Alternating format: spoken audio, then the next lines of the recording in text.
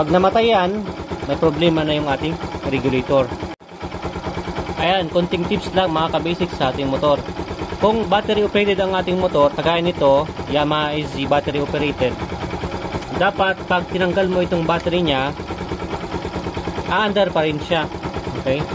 Kasi yung regulator, yung siyang magbibigay ng supply sa ating positive sa ignition na pupunta naman sa accessories wire natin na mag-supply ng ating CDI.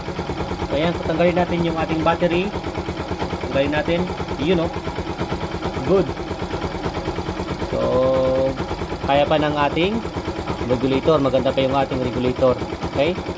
Pag namatay yan, may problema na yung ating regulator or yung stator, mahina na yung kanyang supply sa ating regulator. Alright? Okay? Accelerate natin. Kaya niyang supplyan. Okay? So, check lang natin yung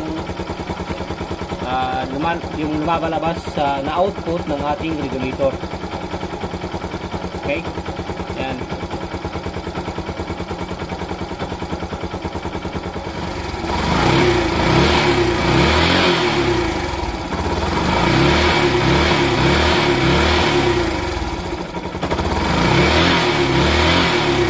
Or 7 volts.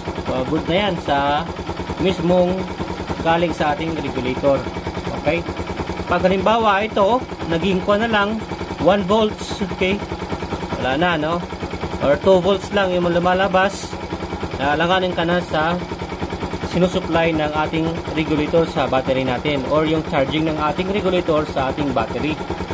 Okay? Or pag ito naman, umaabot na ito ng 15, 16 volts, 17 volts yung kanyang output lang ng ating regulator, ito, wala na yon.